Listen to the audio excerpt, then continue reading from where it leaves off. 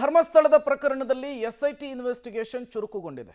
ಒಂದು ಕಡೆ ಸುಜಾತಾ ಭಟ್ ಇನ್ವೆಸ್ಟಿಗೇಷನ್ ಮಾಡ್ತಾ ಇದ್ರೆ ಮತ್ತೊಂದು ಕಡೆ ಚಿನ್ನಯ್ಯನನ್ನು ಕೂಡ ವಿಚಾರಣೆಗೆ ಒಳಪಡಿಸಿದ್ದಾರೆ. ಹಾಗಾಗಿ ಎಸ್ಐಟಿಯ ಮುಂದಿನ ಬೆಳವಣಿಗೆಗಳು, ನೆಕ್ಸ್ಟ್ ಇಡುವಂತಹ ಸ್ಟೆಪ್ಗಳು ತುಂಬಾ ಕುತೂಹಲಕ್ಕಂತೂ ಕಾರಣವಾಗ್ತಾ ಇದೆ.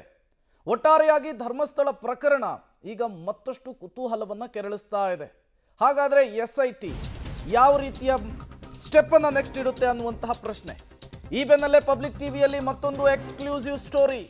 ಸೂ ಫ್ರಮ್ ಸೋಗಿಂತ ಇಂಟ್ರೆಸ್ಟಿಂಗ್ ಆಗಿದೆ ಸೂ ಫ್ರಮ್ ಪರಿಕಾ. Dharmasthala to Parkala, Surathkal to Someshwar. ಕೂತಲ್ಲೇ ಎಸ್ಐಟಿಗೆ ಇಡೀ ರಾಜ್ಯವನ್ನ ಸುತ್ತಿಸ್ತಾ ಇದ್ದಾರಂತೆ ಸುಜಾತಾ ಭಟ್. ಪಬ್ಲಿಕ್ ಟಿವಿಯಲ್ಲಿ ಸುಜಾತಾ ಭಟ್ ಕುರಿತ ಮತ್ತೊಂದು ಇಂಟ್ರೆಸ್ಟಿಂಗ್ ಸ್ಟೋರಿ. ಇದು ಪಬ್ಲಿಕ್ ಟಿವಿಯಲ್ಲಿ ಸುಜಾತಾ ಭಟ್ಗೆ ಸಂಬಂಧಪಟ್ಟಂತಹ ಮತ್ತೊಂದು ಎಕ್ಸ್ಕ್ಲೂಸಿವ್ ಸ್ಟೋರಿ. ಸುಜಾತಾ ಭಟ್, ನನ್ನ ಮಗಳು ಅನನ್ಯ ಭಟ್ ಕಾಣೆಯಾಗಿದ್ದಾಳೆ 2003ರಲ್ಲಿ ಅಂತ ಹೇಳಿ ದೂರು ಕೊಟ್ಟಿದ್ರು. ಪದೇ ಪದೇ ತಮ್ಮ ಸ್ಟೇಟ್ಮೆಂಟ್ಗಳನ್ನು ಬದಲಿಸುವ ಮೂಲಕ ಮ್ಯಾಜಿಕ್ ಮಾಡಿದ್ರು. ಈಗ ಅದೇ ವರಸೆಯನ್ನ ಮತ್ತೊಮ್ಮೆ ಎಸ್ಐಟಿ ಅಧಿಕಾರಿಗಳ ಎದುರು ಪ್ರದರ್ಶನ ಮಾಡ್ತಿದ್ದಾರೆ ಅನ್ನೋದು ಗೊತ್ತಾಗ್ತಾ ಇದೆ. ಸಾಲು ಸಾಲು ಪ್ರಶ್ನೆಗಳನ್ನು ಕೇಳಿದಂತಹ ಎಸ್ಐಟಿಗೆ ಸುಜಾತಾ ಭಟ್ ವಿಚಾರಣೆಯಲ್ಲಿ ಕನ್ಫ್ಯೂಷನ್ ಆಗ್ತಾ ಇದೆಯಂತೆ. ಆ ರೀತಿಯಲ್ಲಿ ಉತ್ತರವನ್ನು ಕೊಡ್ತಿದ್ದಾರೆ ಅನ್ನೋದು ಗೊತ್ತಾಗ್ತಾ ಇದೆ. ಸುಜಾತಾ ಭಟ್, ಅನನ್ಯ ಭಟ್ ನನ್ನ ಮಗಳು ಧರ್ಮಸ್ಥಳಕ್ಕೆ ಹೋದಾಗ ಕಾಣೆಯಾಗಿದ್ಲು ಅಂಥೇಳಿ ದೂರನ್ನು ಕೊಟ್ಟಿದ್ರು. ಈ ದೂರು ಈಗಾಗಲೇ ಎಸ್ಐಟಿಗೆ ವರ್ಗಾವಣೆಯಾಗಿದೆ. 29ಕ್ಕೆ ಒಂದು ವಿಚಾರಣೆಗೆ ಹಾಜರಾಗ್ತೀನಿ ಅಂತ ಹೇಳಿದಂತಹ ಸುಜಾತಾ ಭಟ್ಟು ಮೊನ್ನೆ ಇದ್ದಕ್ಕಿದ್ದ ಹಾಗೆ ಎಸ್ಐಟಿ ಕಚೇರಿಯ ಬಾಗಿಲನ್ನು ಬಡಿದಿದ್ರು. ಅದು ಕೂಡ ಬೆಳಗ್ಗಿನ ಜಾವ 5 ಗಂಟೆಗೇನೆ ನನ್ನನ್ನು ವಿಚಾರಣೆಗೊಳಪಡಿಸಿ ಅಂತ ಹೇಳಿದ್ರು. 2 ದಿನದ ವಿಚಾರಣೆ ಮುಗಿದಿದೆ. ಸಾಲು ಸಾಲು ಪ್ರಶ್ನೆಗಳನ್ನು ಕೇಳಲಾಗಿದೆ. ಎಸ್ಐಟಿ ಅಧಿಕಾರಿಗಳೇ ಕನ್ಫ್ಯೂಸ್ ಆಗ್ತಿದ್ದಾರೆ ಅನ್ನೋದು ಗೊತ್ತಾಗ್ತಾ ಇದೆ. ಸುಜಾತಾ ಭಟ್ ವಿಚಾರಕ್ಕೆ ಸಾಕಷ್ಟು ಮಾಹಿತಿಗಳನ್ನು ಕ್ರೋಢೀಕರಿಸಿ ವಿಚಾರಣೆಗೆ ಒಳಪಡಿಸಿದ್ರು ಕೂಡ ಈ ಎಲ್ಲ ಬೆಳವಣಿಗೆಗಳಾಗ್ತಾ ಇದೆ. ಎಸ್ಐಟಿ ಮುಂದೆ ಸುಜಾತಾ ಭಟ್ ಕ್ಷಣಕ್ಕೊಂದು ಹೇಳಿಕೆಯನ್ನು ಕೊಡ್ತಿದ್ದಾರಂತೆ. ಈಗ ಆಡಿದಂತಹ ಮಾತು ಸ್ವಲ್ಪ ಹೊತ್ತಿನಲ್ಲೇ ಬದಲಾಗ್ತಾ ಇದೆಯಂತೆ. ಸುಜಾತಾ ಭಟ್ ಹೇಳಿಕೆಗೆ 5 ನಿಮಿಷ ಅಷ್ಟೇ ವ್ಯಾಲಿಡಿಟಿ, ಆಯಸ್ಸು. ಅದಾದ್ಮೇಲೆ ಚೇಂಜ್ ಆಗ್ತಾ ಇದೆ.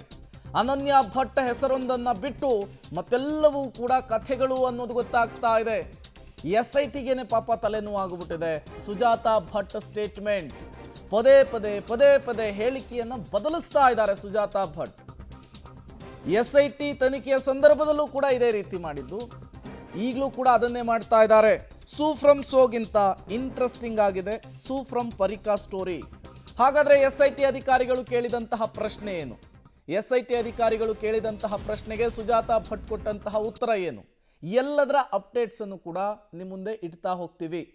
ಒಟ್ಟಾರೆಯಾಗಿ ಸುಜಾತಾ ಭಟ್ ವಿಚಾರಣೆಯೇ ಈಗ ಎಸ್ಐಟಿ ಅಧಿಕಾರಿಗಳಿಗೆ ಹೊಸ ತಲೆನೋವನ್ನು ತಂದಿಟ್ಟಿದೆ. ಗಂಟೆಗೊಂದು ಗಳಿಗೆಗೊಂದು ಸ್ಟೇಟ್ಮೆಂಟನ್ನು ಚೇಂಜ್ ಮಾಡ್ತಿದ್ದಾರೆ ಅನ್ನೋದು ಗೊತ್ತಾಗ್ತಿದೆ. ಹೆಂಗಪ್ಪ ವಿಚಾರಣೆ ನಡೆಸಬೇಕು ಅನ್ನೋದು ಗೊಂದಲ ಅಂತೆ. ಹಾಗಾದರೆ ಸೂ ಫ್ರಮ್ ಪರಿಕಾ ಸ್ಟೋರಿ, ಸುಜಾತಾ ಭಟ್ ಹೇಳಿಕೆ ಏನು ಎಸ್ಐಟಿ ಅಧಿಕಾರಿಗಳ ಮುಂದೆ? ಹೇಳಿಕೆ ನಂಬರ್ 1, ನಾನು ಪರ್ಕಳದವಳು, ನಮ್ಮ ಆಸ್ತಿ ಧರ್ಮಸ್ಥಳದ ಪಾಲಾಗಿದೆ. ಇದು ಎಸ್ಐಟಿ ಮುಂದೆ ಕೊಟ್ಟಂತಹ ಮೊದಲ ಹೇಳಿಕೆ. ಹೇಳಿಕೆ ನಂಬರ್ 2, ನನ್ನ ಆಸ್ತಿಯನ್ನ ಮರಳಿ ಕೊಡಿಸಿ ಅಂತೇಳಿ ಮತ್ತದೇ ರಾಗವನ್ನ ಎಸ್ಐಟಿ ಅಧಿಕಾರಿಗಳ ಮುಂದೆಯೂ ಕೂಡ ಸುಜಾತಾ ಭಟ್ ಹೇಳಿದ್ದಾರೆ ಅನ್ನೋದು ಗೊತ್ತಾಗ್ತಾ ಇದೆ. ಹೇಳಿಕೆ ನಂಬರ್ 3, ನಾನು ಸೂರತ್ಕಲ್ನಲ್ಲಿದ್ದೆ, ನನ್ನ ಮನೆ ಸುಟ್ಟು ಹೋಗಿದೆ. ಈ ಹೇಳಿಕೆಯನ್ನ ಮಾಧ್ಯಮಗಳ ಮುಂದೆಯೂ ಕೂಡ ಕೊಟ್ಟಿದ್ರು, ಎಸ್ಐಟಿ ಮುಂದೆಯೂ ಕೂಡ ಮತ್ತೊಮ್ಮೆ ಪುನರುಚ್ಚರಿಸಿದ್ದಾರೆ. ಹೇಳಿಕೆ ನಂಬರ್ 4, 2003ರಲ್ಲಿ ನನ್ನ ಮಗಳು ಅನನ್ಯ ಭಟ್ ಕಳೆದು ಹೋಗ್ತಾಳೆ, ಎಲ್ಲಿ? ಧರ್ಮಸ್ಥಳದಲ್ಲಿ. ಆ ವಿಚಾರವನ್ನು ಕೂಡ ಹೇಳಿದ್ದಾರೆ. ಹೇಳಿಕೆ ನಂಬರ್ 5, ಅನನ್ಯ ಭಟ್ಟಳನ್ನ ಕೊಲೆ ಮಾಡಲಾಗಿದೆ ಅನ್ನುವಂತಹ ಹೊಸ ವಿಚಾರ ಹೇಳಿರುವಂಥದ್ದು.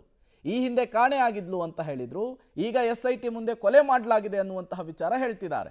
ಹೇಳಿಕೆ ನಂಬರ್ 6, ನನ್ನ ಮಗಳು ತುಂಬ ವರ್ಷ ನನ್ನಿಂದ ದೂರ ಇದ್ಲು. ಈ ವಿಚಾರವೂ ಕೂಡ ಎಸ್ಐಟಿ ಅಧಿಕಾರಿಗಳಿಗೆ ಕನ್ಫ್ಯೂಸ್ ಮಾಡ್ತಾ ಇದೆ. ಹೇಳಿಕೆ ನಂಬರ್ 7, ಅನನ್ಯ ಭಟ್ ನನ್ನ ಮಗಳಲ್ಲ ಅಂತ ಹೇಳ್ತಾರೆ. ನೋಡಿ, ಆ ಹೇಳಿಕೆಗಳು ಪ್ರಶ್ನೆಯಿಂದ ಪ್ರಶ್ನೆಗೆ ಹೇಗೆ ಚೇಂಜ್ ಆಗ್ತಾ ಇದ್ದಾವೆ ಅಂತ ಹೇಳಿ. ಹೇಳಿಕೆ ನಂಬರ್ 8, ಅನನ್ಯ ಭಟ್ ಸೋಮೇಶ್ವರದ ನನ್ನ ಸ್ನೇಹಿತರ ಮಗಳು ಅನ್ನುವಂತಹ ಹೇಳಿಕೆಯನ್ನ ಇದೇ ಸುಜಾತಾ ಭಟ್ ಎಸ್ಐಟಿ ಮುಂದೆಯೂ ಕೂಡ ಕೊಟ್ಟಿರುವಂಥದ್ದು. ಹೇಳಿಕೆ ನಂಬರ್ 9, ಅನನ್ಯ ಫೋಟೋ ಸೂರತ್ಕಲ್ನ ಮನೆ ಸುಟ್ಟಾಗ ಕಳೆದು ಹೋಗಿದೆ, ಎಲ್ಲವೂ ಕೂಡ ಅದರ ಜೊತೆಗೇನೆ ಸುಟ್ಟು ಭಸ್ಮವಾಗಿದೆ ಅನ್ನುವಂತಹ ಹೇಳಿಕೆಯನ್ನು ಕೊಟ್ಟಿದ್ದಾರೆ. ಹೇಳಿಕೆ ನಂಬರ್ 10 ನಾನು ತೋರಿಸಿದ ಫೋಟೋದಂತೆಯೇ ಅನನ್ಯ ಇದ್ಲು ಅನ್ನುವಂತಹ ವಿಚಾರವನ್ನು ಕೂಡ ಪ್ರಸ್ತಾಪಿಸಿದ್ದಾರೆ. ಅಂದರೆ ಫೋಟೋ ಎಲ್ಲ ರಿಲೀಸ್ ಮಾಡಿದ್ರಲ್ಲ ವಕೀಲರ ಸಮೇತದಲ್ಲಿ, ಅದಕ್ಕೂ ಕೂಡ SIT ಮುಂದೆ ಕ್ಲಾರಿಫಿಕೇಶನ್ ಅನ್ನು ಕೊಟ್ಟಿರುವಂಥದ್ದು.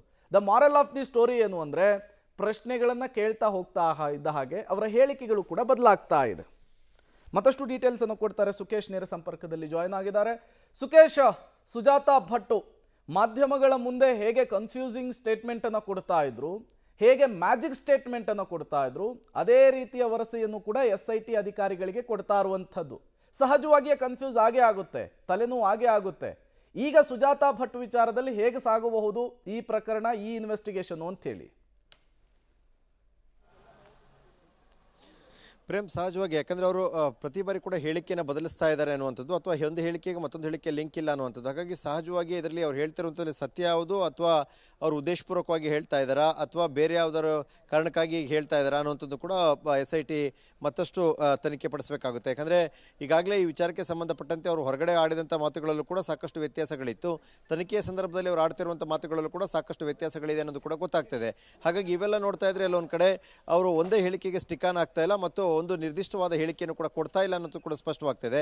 ಹಾಗಾಗಿ ಅವರು ಹೇಳ್ತಾ ಇರೋದ್ರಲ್ಲಿ ವಾಸ್ತವ ಏನು, ಅಥವಾ ಕಲ್ಪನೆ ಏನು, ಅಥವಾ ಉದ್ದೇಶಪೂರ್ವಕವಾಗಿ ಹೇಳ್ತಾ ಇದ್ದಾರಾ, ಅಥವಾ ಸುಳ್ಳು ಹೇಳೋ ಕಾರಣಕ್ಕೆ ಹೇಳ್ತಾ ಇದ್ದಾರೆ, ಅಥವಾ ಮರೆತು ಏನಾದರೂ ಹೇಳ್ತಾ ಇದ್ದಾರೆ, ಹೀಗೆ ಬೇರೆ ಬೇರೆ ಆಯಾಮಗಳಲ್ಲೂ ಕೂಡ SIT ನೋಡಬೇಕಾಗುತ್ತೆ. ಹಾಗಾಗಿ ಆ ಎಲ್ಲ ಆಯಾಮಗಳನ್ನು ಕೂಡ SIT ಪರಿಶೀಲನೆ ಮಾಡ್ತಾ ಇದೆ, ಮತ್ತು ಹೆಚ್ಚಿನ ತನಿಖೆ ಕೂಡ ಇವತ್ತು ನಡೆಸೋದ್ರಿಂದ ಅಲ್ಲಿ ಆ ವಿಚಾರಣೆಯ ಸಂದರ್ಭದಲ್ಲಿ ಏನು ಆಗಬಹುದು, ಆ ವಿಚಾರಣೆಯ ಸಂದರ್ಭದಲ್ಲಿ ಹೇಳ್ತಕ್ಕಂಥ ಮಾತುಗಳೇನು, ನಿನ್ನೆಗೂ ಇವತ್ತಿಗೂ ಅದು ಸಿಂಕ್ ಆಗುತ್ತಾ ಇಲ್ವಾ, ಅಥವಾ ಹೊಸದಾಗಿ ಏನಾದ್ರೂ ಹೇಳ್ತಾರಾ, ಹೀಗೆ ಸಾಕಷ್ಟು ಕುತೂಹಲವನ್ನು ಕೂಡ ಅದು ಉಳಿಸ್ಕೊಂಡಿದೆ.